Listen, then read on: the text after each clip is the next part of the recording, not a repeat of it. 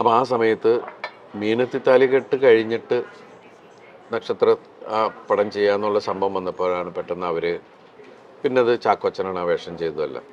ഡിസ്കഷനും കാര്യങ്ങളൊക്കെ ഞങ്ങൾ ഒരുമിച്ചിട്ടായിരുന്നു. അപ്പോൾ ആ സമയത്ത് എന്ന് വെച്ചിട്ടുണ്ടെങ്കിൽ മീനത്താലിയായിട്ട് നമ്മൾ സംസാരിച്ച് വെച്ചിരുന്നത് ആ സമയത്ത് എനിക്കത് ആദ്യം നമ്മൾ ആ ടീം സംസാരിച്ചത് മഞ്ജുവിനോടായിരുന്നു സംശയമുണ്ട്. പക്ഷെ അത് കഴിഞ്ഞിട്ട് പിന്നെ ശാലിനിയാണ് ഫിക്സ് ആ ഒരു സംസാരമായത്.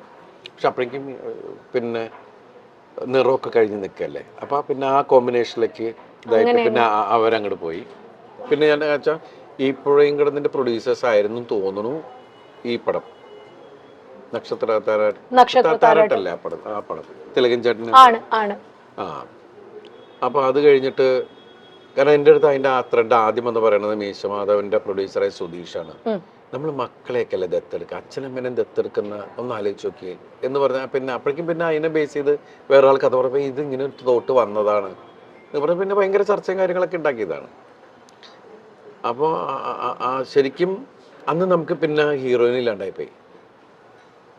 എന്നിട്ട് പിന്നെ നമ്മൾ ഗുഡ് നൈറ്റ് മോഹനേട്ടനൊക്കെ ആയിട്ട് സംസാരിച്ചിട്ടാണ് നമുക്ക് പെട്ടെന്ന് സിനിമ തുടങ്ങുകയും വേണം.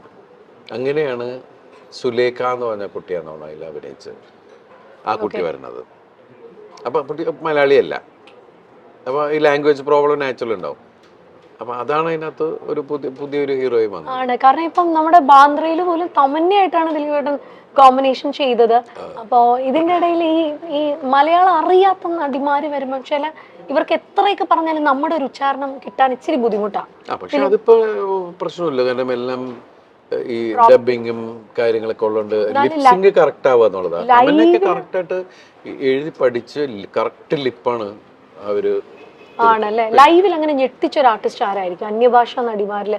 തമന്നയുടെ കാര്യം ദിലീപേട്ടൻ പറഞ്ഞു, അതല്ലാതെ ഞെട്ടിച്ചതും ചിരിപ്പിച്ചതുമായിട്ടുള്ള നടിമാർ അങ്ങനെ, കാരണം അവർക്ക് പറ്റാഞ്ഞിട്ടാണ്, അവരുടെ ലാംഗ്വേജ് അതല്ലാഞ്ഞിട്ട് അങ്ങനെ ഏതെങ്കിലും ഒരു മൊമെന്റോ? അന്യഭാഷ ഞാൻ കൂടുതലും ഇത് പുതിയ ആൾക്കാരുടെ കൂടെ അഭിനയിച്ചിട്ടുള്ള ഒരാളാണ്.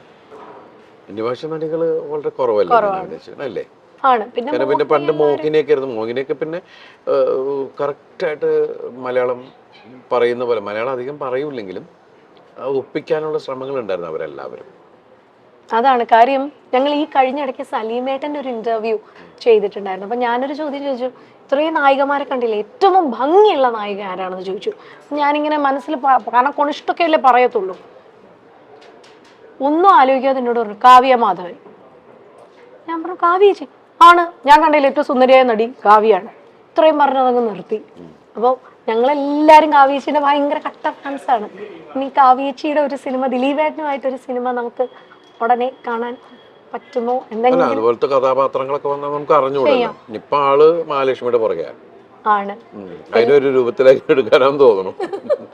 തിരക്കാണ്. അല്ല, ഇത്രയും പേരുടെ മൈൽ സ്റ്റോണിൽ ദിലീപേട്ടൻ വരുന്നു എന്ന് പറഞ്ഞപ്പോ തന്നെയല്ല കാവ്യേച്ചി വരുവോ, കാവ്യേച്ചി കൊണ്ടുവരുമോ, ദേ പുട്ടല്ലേ. അപ്പൊ രണ്ടുപേരും ചേർന്നിട്ട് ഞാൻ പറഞ്ഞു എനിക്കറിയില്ല ദിലീപേട്ടൻ അവര് ഓസ്ട്രേലിയയിൽ പോയിരിക്കാം ആണ്, ചേട്ടനും ഫാമിലിയൊക്കെ ആയിട്ട്. അപ്പൊ അങ്ങോട്ട് പോയിരിക്കാം.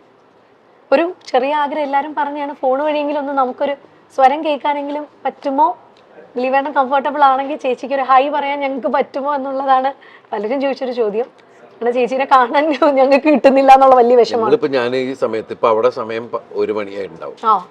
ഈ സമയത്ത് നിങ്ങൾക്കൊക്കെ എന്തിന്റെ കേടാണ് ഈ രാത്രിയിൽ? അത് കേൾപ്പിക്കാൻ വേണ്ടിട്ടല്ലേ ഇത് തുടങ്ങണേന് മുമ്പ് ഞാൻ സംസാരിച്ചിട്ട് വെച്ചത് കണ്ടല്ലേ.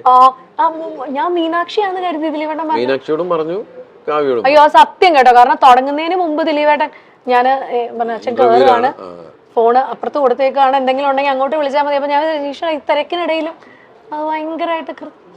അപ്പൊ അവര് ഒരാൾ ഉറങ്ങാൻ കിടക്കുന്നു, ഒരാൾ പിന്നെ നമ്മുടെ സമയം തന്നെയാണല്ലോ.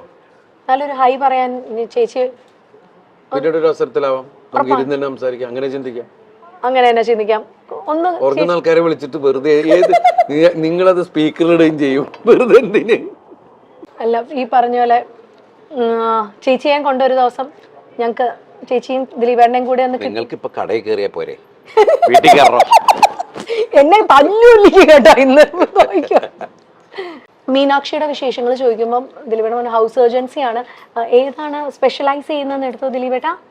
അല്ല, ആള് ഡെർമറ്റോളജി അങ്ങനെയുള്ള കാര്യങ്ങളൊക്കെ. ഡെർമറ്റോളജി, സ്കിൻ കെയർ റിലേറ്റഡ് ആയിട്ട്. അതൊക്കെയാണല്ലോ നമുക്ക് ആവശ്യം. എന്തെങ്കിലും പറഞ്ഞു തരുമോ ദിലീപേട്ടന് മീനാക്ഷി?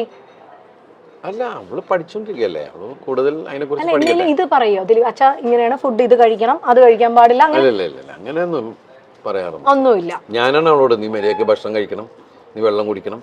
കാരണം ഇപ്പോൾ ഹൗസ് ഏജൻസി എന്നൊക്കെ പറഞ്ഞാൽ ഒരു ടൈം ഇല്ലാത്ത പോലെ അവരെ ആ സിസ്റ്റത്തിന്റെ ഭാഗമായിട്ട് അവരെ മോൾഡ് ചെയ്തുകൊണ്ടിരിക്കുകയല്ലേ.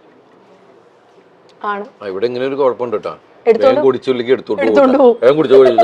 അയ്യോ മുതലാളി ഹേ ഇസ്കാ മുതലാളി മാലിക് അതല്ലേ ഉദ്ദേശിച്ചതല്ലേ? മാലിക് അതുകൊണ്ട് ഡോണ്ട് ടേക്ക്. അല്ല കുഴപ്പമില്ല. എന്റെ ഇത് ഇതർമേ വേക്ക് ആത്മീ ഹേ ഗിവ്. ഇടയ്ക്കിടയ്ക്ക് ഒരു പഴംപൊരി ഹസ്ബൻഡ് മലയാളമൊക്കെ അറിയാം. പിന്നെ ആൾക്ക് ചേട്ടാ നിങ്ങൾ പറഞ്ഞ ഹിന്ദി മനസ്സിലാവാത്തോണ്ട് പുള്ളി എടുത്തോണ്ട് പോയത്. അയ്യോ മലയാളം മാലും തോടാ എന്തെങ്കിലും പറയൂ.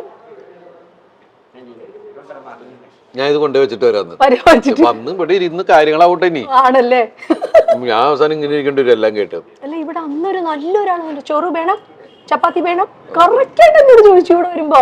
അയ്യോ പിന്നെ അത് പറയണം കേട്ടോ. നമ്മുടെ ഇവിടെ ഉള്ള ആൾക്കാർ വേണം വേറെ സ്ഥലത്ത് പോയിട്ട് ജോലി ചെയ്യില്ല. പുറത്തുനിന്ന് ഇവിടുത്തെ ജോലി പഠിപ്പിക്കാന്ന് പറയില്ലേ. ഇവിടെ വേറെ ലാംഗ്വേജ് പഠിക്കും, നമ്മുടെ മലയാളം. ഭയങ്കര ട്രോൾ ഉണ്ടായിരുന്നു കേട്ടോ. കാര്യം ഇവിടെയുള്ള ഒരു UK, ലണ്ടൻ, അമേരിക്കയൊക്കെ ഓർത്തുകൊണ്ടിരിക്കുമ്പം അവിടെ മറ്റേ നോർത്ത് സൈഡിലൊക്കെ ഉള്ളവര് കാട്ടാക്കട, ഐരാണിമുട്ടം, എടപ്പള്ളി ഇതൊക്കെ ആലോചിച്ചോണ്ടിരിക്കുകയാണ്. So that's it. അല്ല ഇവിടുത്തെ സർവീസ് എടുത്ത് പറയണം.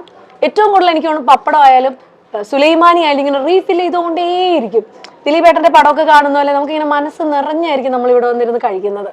ഒരിക്കലും ഈ പഞ്ചാബി ഹൗസിന്റെ സെക്കൻഡ് പാർട്ട് ഏട്ടാ ഇങ്ങനെ വരുന്നുണ്ട്. CID മൂസ ഇല്ല, വരത്തില്ല അല്ലേ.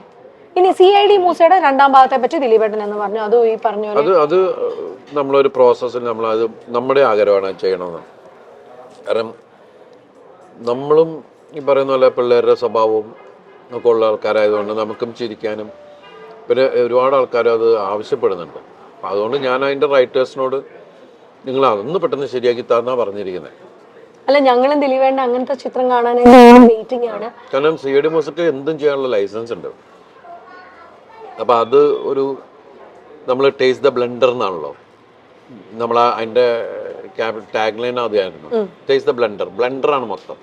നമ്മുടെ ചെറുപ്പത്തിൽ നമുക്ക് തോന്നിയിട്ടുള്ള മണ്ടത്തരങ്ങൾ മുഴുവൻ. കാരണം കൊട ഇപ്പൊ പാരച്യൂട്ടിൽ ഇറങ്ങണപ്പോ നമുക്ക് 4 കൊട കൂട്ടി കഴിഞ്ഞാൽ ചാടിയാ അതുപോലെ വരുമോ എന്ത് ചിന്തിക്കുന്ന മണ്ടത്തരങ്ങൾ പോലത്തെ